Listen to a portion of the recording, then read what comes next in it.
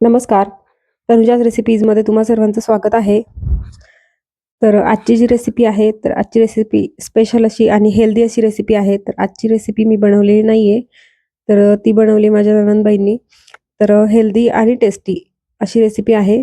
तर घरगुती पद्धतीने बनवलेली आहे. तर बीटाचा हलवा बनवला आहे. त्यासाठी बीट किसून घेतलेले आहेत 4 मीडियम साईजचे आणि ते थोडेसे परतून घेणार आहे. तर ही जी कढई आहे याच्यामध्येच खवा बनवला होता. तोही होममेड खवा आहे. याच्यासाठी हलव्यासाठी वापरलेला आणि त्यानंतर बीट किसून त्याच्यामध्ये ॲड केलेत.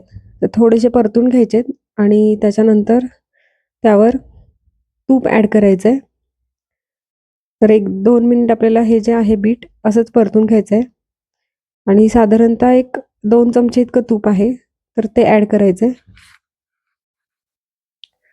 तर अतिशय टेस्टी रेसिपी आहे आणि हेल्दी पण आहे आणि मुलांनाही फार आवडेल अशी रेसिपी आहे. कारण शक्यतो बीट जे आहे तर ते मुलं खात नाहीत. तर त्याच्या अशा वेगवेगळ्या काही ना काहीतरी रेसिपी केल्या तर तेही आवडीने खातात. तर बघू शकता तुम्ही तूप ॲड केलं की त्याच्यानंतर आपल्याला परत एकदा ते छान सर्व एकत्र करून परतून घ्यायचं आहे. 1-2-3 मिनिटं आपल्याला हे सगळं परतून घ्यायचं आहे आणि याच्यामध्ये दूध आणि खवा तर दोन्हीही वापरलेले आहे. तर छान असं परतून घ्यायचं आहे. तर हलवा बनवण्यासाठी थोडा वेळ लागतो, पण चवीला अतिशय छान लागतो आणि अगदी घरगुती साहित्यात आणि अगदी हेल्दी पद्धतीने बनवलंय. साखर न वापरता बनवलंय आपण. तर बघू शकता तुम्ही थोडंसं आपल्याला परतून झालं की त्याच्यानंतर त्यामध्ये दूध ॲड करायचं आहे. तर अंदाजे 2 कप इतकं दूध आहे आणि दूध आणि त्याची साय आहे तर ती पण टाकली आहे. तर बघू शकता तुम्ही दुधाची साय पण ॲड केली आहे आणि आता हे सर्व जे मिश्रण आहे तर ते एकत्र एकजीव करायचं आहे.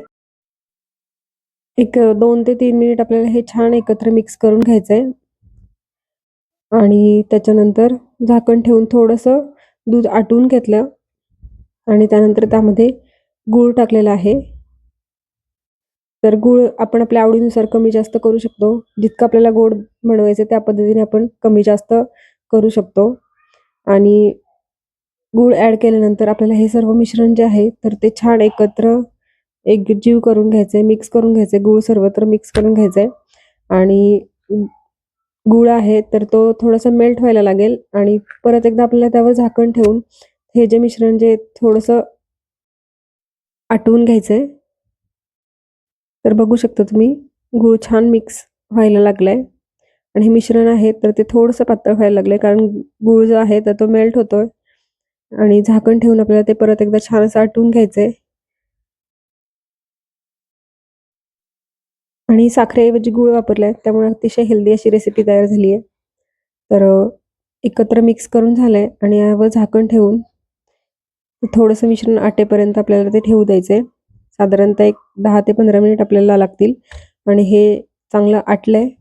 बघू शकता तुम्ही. हे परत एकदा सर्व एकत्र छान मिक्स करून घ्यायचंय आणि ड्रायफ्रुट्स वगैरे आहेत तर ते तुम्ही तुमच्या आवडीनुसार ॲड करू शकता. तर बघू शकता त्याच्यानंतर त्यामध्ये खवा टाकणार आहे. साधारणतः अर्धी वाटी इतका खवा आहे आणि हा पण होममेड आहे. तर बघू शकता तुम्ही आणि हे जे मिश्रण आहे हे परत एकदा छान एकत्र मिक्स करून घ्यायचंय खवा टाकल्यानंतर. त्याचा रंग पण बदललेला आहे आणि त्यानंतर त्यामध्ये वेलची पूड आहे तर ती ॲड केली आहे. तर वेलची आहे तर ती साखर टाकून वाटली आहे त्यामुळे त्याचा रंग असा दिसतोय. तर ते मिक्स केल्यानंतर बदाम आहेत तर ते पण अख्खेच बदाम वापरलेत, तुकडे वगैरे काही नाही केलेले आणि हे थोडेसे तळून घेतले तुपावर आणि ते ॲड केलेत आणि त्याच्यानंतर थोडेसे मनुके आहेत तर ते टाकलेत आणि आता हे सर्व मिश्रण आहे तर ते छान एकत्र करून घ्यायचंय. सर्व मिक्स करून घ्यायचे ड्रायफ्रुट्स त्याच्यामध्ये. बदाम आहेत तर ते तुम्ही कट करून टाकले तरी पण चालतील आणि सर्वात शेवटी जायफळ आहे तर ते थोडंसं जायफळ किसून टाकलंय. तर अतिशय छान टेस्टी असा हा बीटाचा हलवा आहे. अगदी घरगुती पद्धतीने बनवून तयार झालेला आहे. जर आजची रेसिपी तुम्हाला आवडली असेल तर रेसिपीला नक्की लाईक करा, कमेंट करा, शेअर करा आणि तनुजाच रेसिपीला सबस्क्राईब केलं नसेल तर नक्की सबस्क्राईब करा आणि बेल आयकॉनवर क्लिक करा, जेणेकरून येणाऱ्या ज्या रेसिपीज आहेत तर त्याच्या नोटिफिकेशन तुम्हाला सर्वात आधी मिळतील. रेसिपी नक्की करून बघा. धन्यवाद.